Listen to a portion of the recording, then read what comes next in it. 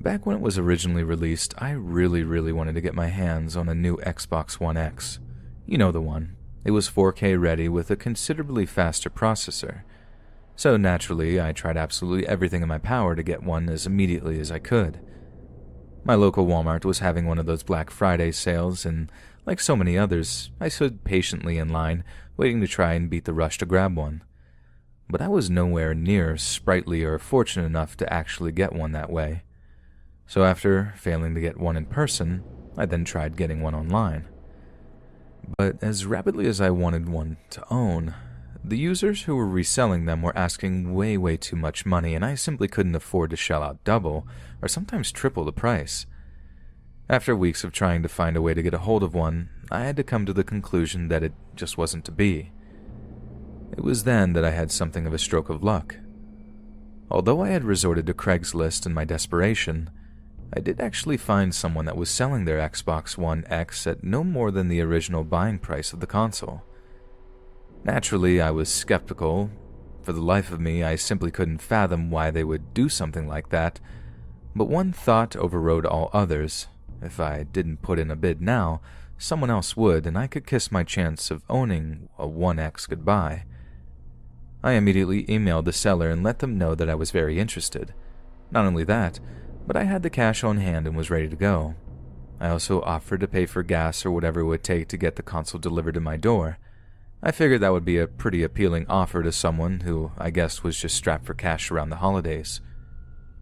I was stunned to get an almost instantaneous response, stating that they did still have the Xbox and were in fact still waiting for a proper bid from a serious buyer. They politely asked for a delivery address so they could bring it over as soon as possible.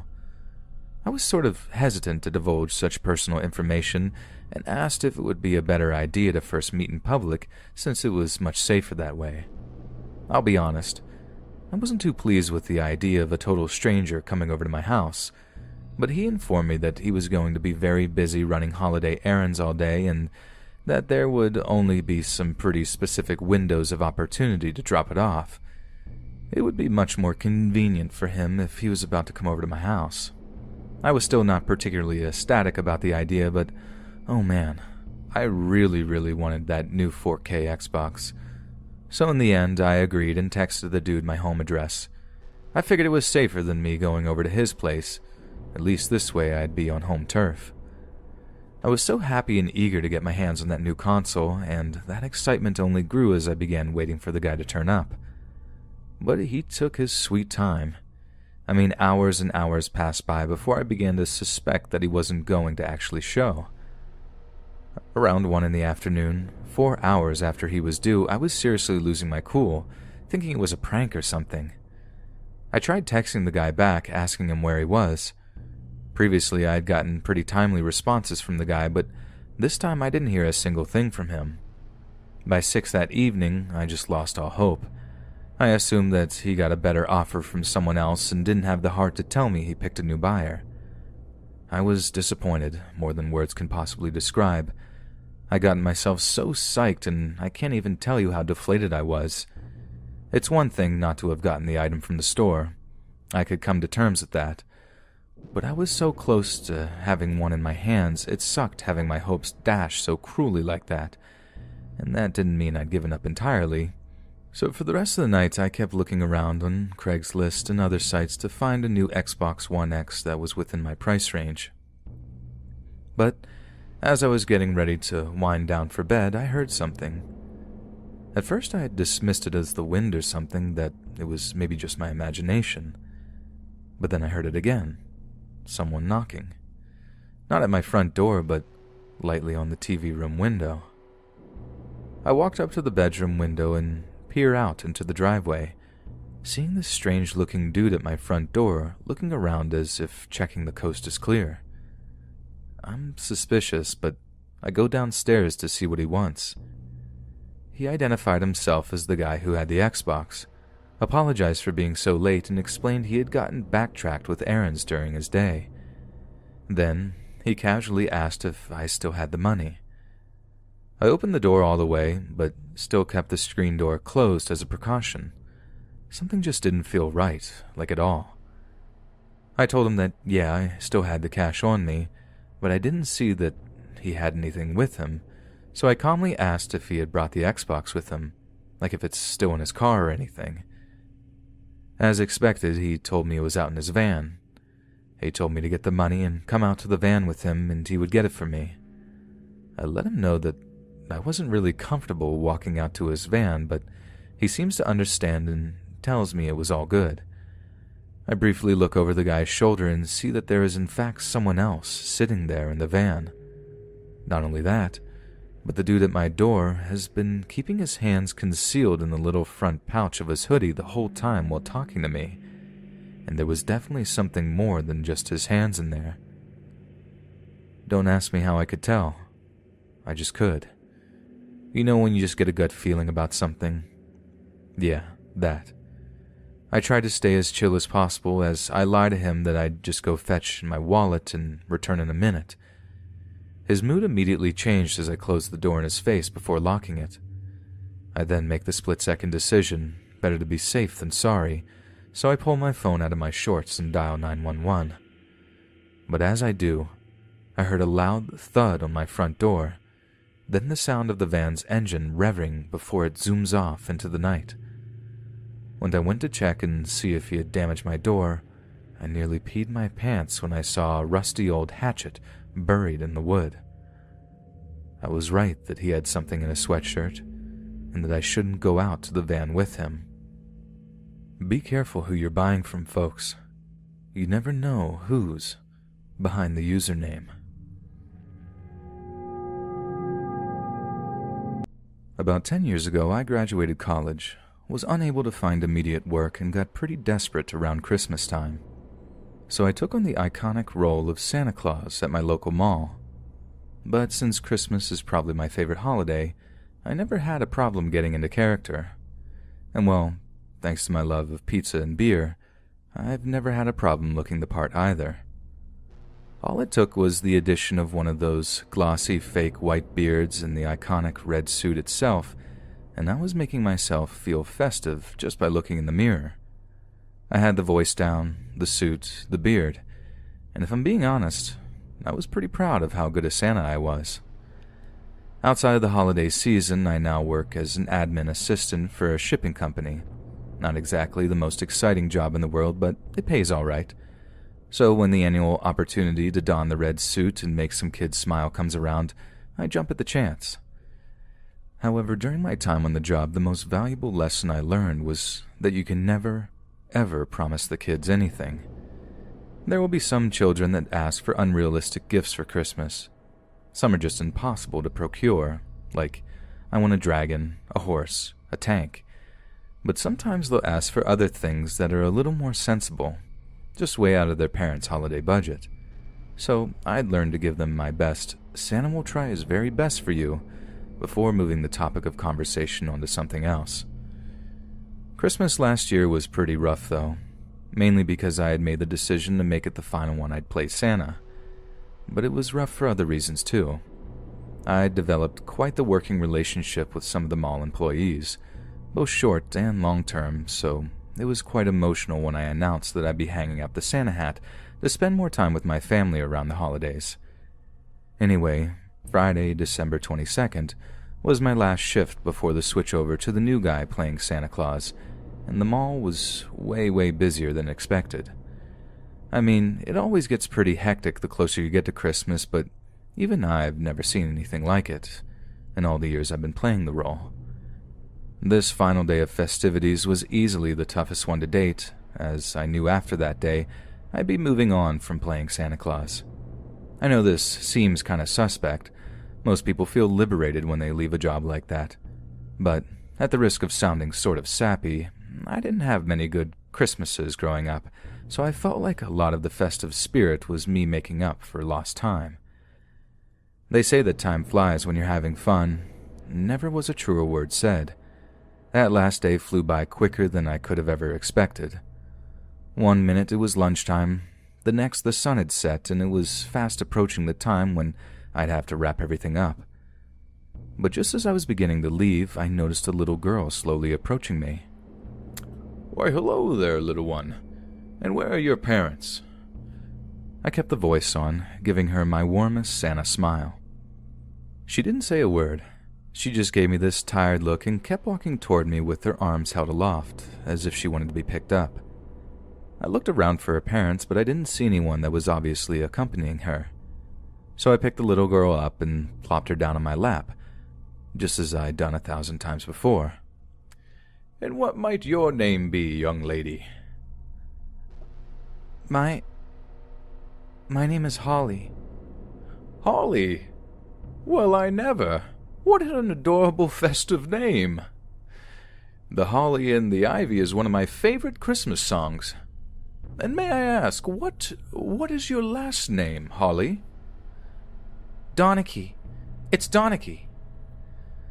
I nodded to the nearby mall security to have the name Holly Donachie broadcast over the mall's speaker system. That way her parents would come and find her. No doubt they'd be extremely worried at this point. But all the while this was happening, I would keep her company. "And what is it that Santa can get you for Christmas, Holly?" Again, she didn't answer. She looked off into the distance as if she were staring at nothing, like the 1,000-yard stare you hear about NAM vets having. She then looked up at me with the saddest set of blue-green eyes I'd ever seen. "All I want for Christmas is a friend." I was dumbstruck. In all my years of playing Santa Claus, I'd never had any kids say they wanted a friend for Christmas. It was absolutely heart-wrenching. All I could think to do was pat her on the head. "Well, I can be your friend, Holly. Santa Claus will always be your friend, and I'm sure a little girl as lovely as you will have no trouble finding herself a friend." She gave me a weak smile, hugged me, and then hopped down off my lap.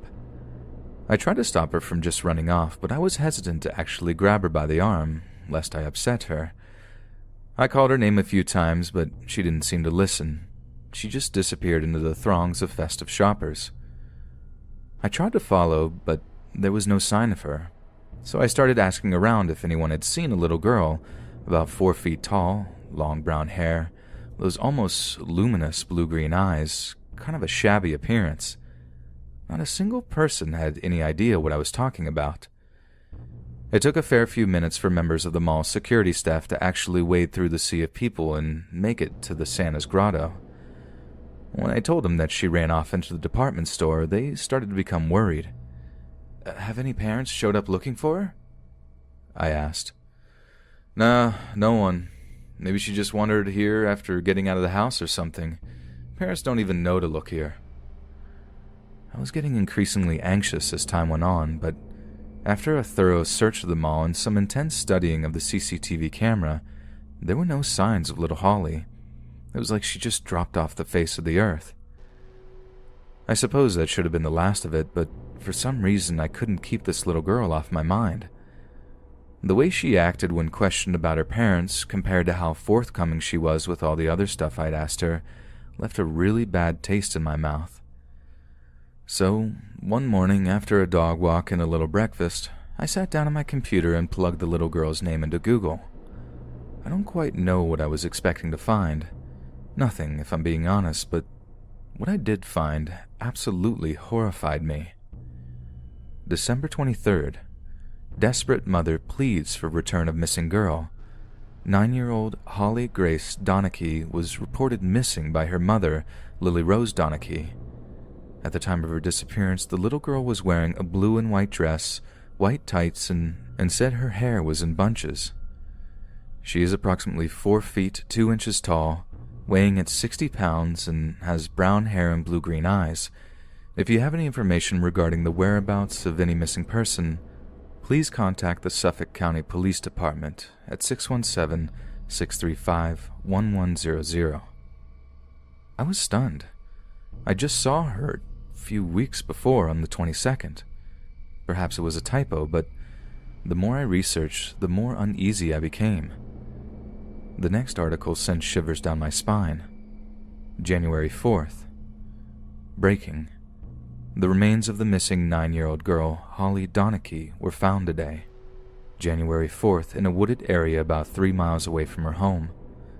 Suffolk County Police are investigating the cause of death, which appears to be an act of foul play. Holly was gone. She died just a few weeks after I met her, and all she ever wanted was a friend.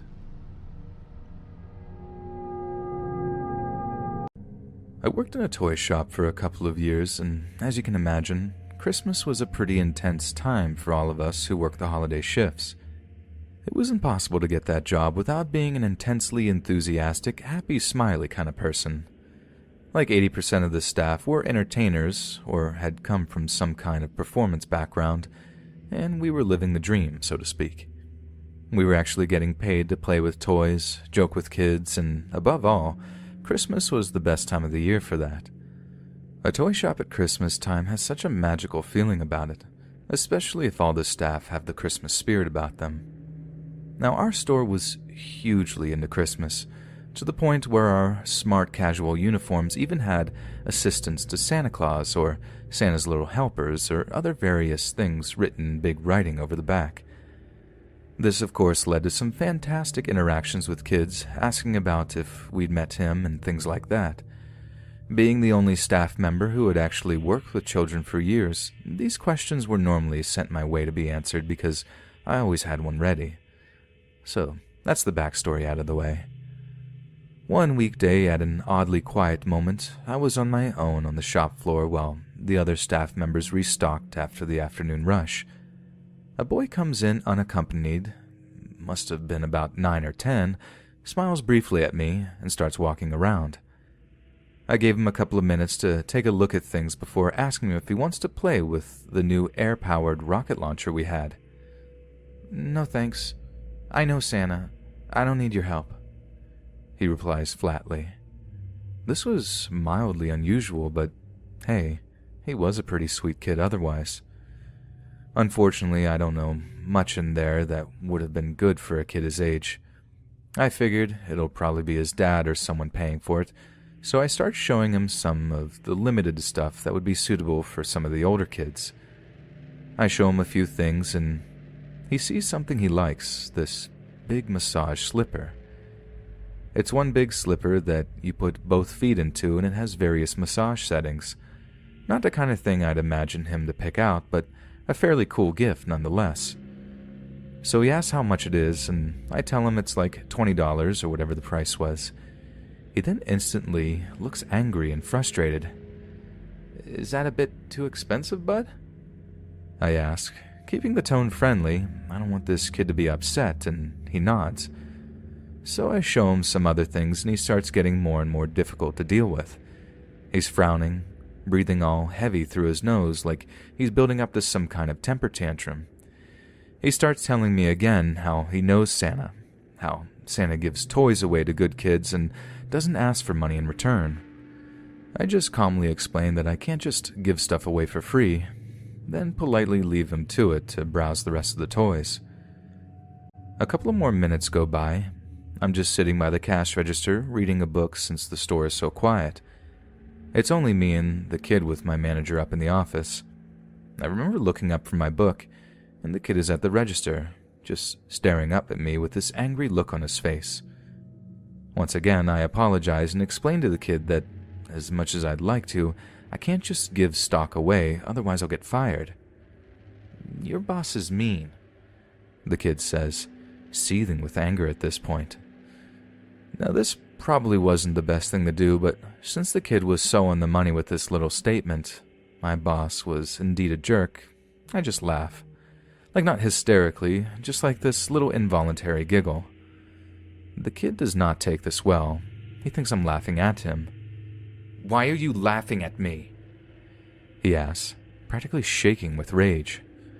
I begin to explain that I'm not actually laughing at him, but I soon realize it's not getting through to him. He just storms out of the store, disappearing among the crowds of middle-aged women that are clogging up the mall. As the afternoon draws on, the store gets a little busier and I get to actually do some work. Like I said, the work was fun, so it was never a problem. Being busy meant the hours go quicker, which means I get to go home quicker. Win-win. So I make a few sales, get to test out some of the fancy new Nerf guns we had in the store, and the weird kid eventually just slips from my mind. Nothing remotely eventful happens for the rest of the day. Right up until closing time, when I'm starting my stock take and working on closing down the store. Someone is standing at the register. I look up from my worksheet and it's the kid. I give him a cheery enough greeting, hoping the kid's mood has improved, but it hasn't. Instead, it's gotten worse. "You're mean too," he hisses. "Look, I'm sorry, kid, but where are your parents?" I asked, but the kid refuses to answer. He just glares at me again. "Kid, where are your parents? I don't want to have to call mall security, but you can't be wandering around on your own, okay?" "He knows when you are sleeping," the kid mutters. I roll my eyes, but the way he says it has me really creeped out. "He knows when you're awake. He knows when you've been bad or good, and you've been really, really bad." Where's your pop, kid?" I ask again, trying to remain calm. "North Pole." "Yeah, very funny, but seriously, you gotta go. The store is closing." "He's gonna climb down your chimney, covered in soot, all while you're asleep," the kid said. I didn't say a word in reply. "He'll know when you're asleep, and he'll be able to creep up right next to your bed." I reach for the store's phone, dialing the mall security short number. I try not to listen to the kid, but I can't help but hear his words over the phone's dial tone. "He's gonna stuff your mouth with coal until you choke and die." I turn, ready to scream at this creepy little brat. It's one thing to be a spoiled kid. It's another to say such threatening things to someone who's only trying to help. But when I turn around, the kid was gone. Not a sign of him, even outside the store in the emptying mall. I've only told this story a handful of times, but it never fails to creep me out. The idea of such a kid having such a skewed idea of Santa as some weird, avenging angel, having a warped view of the holiday season, never, ever fails to make my skin crawl. Former funeral director here. A bit of a setup first. The cemetery I run is real old, like by a good few hundred years. At least it must be, since the church next to it was constructed during the 17th century. Considering the fact that it is a pretty rural place as well, most people back in the day were buried with only wooden crosses and such, no stone or marble. So as time goes on, crosses rot and wither away, new people get buried, etc. Nowadays, due to less people living out here in the sticks, which means our budget is increasingly limited, the cemetery is really run down and overgrown. It is a really pretty place, and it's honestly pretty depressing. So as some of you can imagine, when you keep burying bodies in the same small patch of dirt for that many centuries, eventually the soil has been worked over dozens and dozens of times. So in the end, it consists of mainly bone meal. You can't even rake over the flower beds there without accidentally uncovering some teeth or finger bones or something equally grim. It's nothing but fragmented skeletons all the way down under the thin turf. The soil sort of resembles the kind of dirt you see near sandy beaches, except on closer examination, all the light-colored parts are just bone fragments rather than crushed seashells. Not really scary or unexpected, just super eerie until you eventually get used to it. You learn to treat anything recognizable as human remains with respect and just tuck it away out of sight under the plant or whatever else you were putting there. Anyway, so someone was taking care of their relative's grave and decided to expand the area around the grave. For some reason, the people around her are not particularly fond of grass, rather preferring a well-leveled ground with Zen garden lines made with a rake. The person removed the grass and was sprucing up the place with a rake when they pulled up a bunch of snow-white hair from the dirt. They must have just freaked out and ran out of there, leaving the cemetery attendant to stumble across what was essentially hair coming out of the ground. She reported it to the church and supposedly they reburied the remains. Even with all my years as an undertaker, I'm not entirely sure how there could have been a body so close to the surface. But there's another incident that sticks with me even more than that one. My business partner and I had just gotten back to the funeral home from a call for a 27-year-old woman who tragically passed away due to terminal cancer. As we were moving her body from the cot to an embalming table, we heard an audible click, and the radio across the room turned on full volume of static. It's one of those old radios you turn the volume dial until it clicks to turn it on. We both looked at each other, pale as ghosts.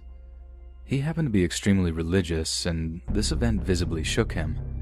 He found an excuse to leave early not long after the incident. So I shut the radio off as I typically use my iPhone to listen to music while doing embalming work. When I'd finished the procedure and was attempting to move her from the embalming table to a dressing table, I heard that click from the old radio and it turned on full volume yet again. At this point, I was fairly freaked out and got out of there not long after. My partner and I never spoke of it again, and nothing like that had ever occurred to my knowledge before or after.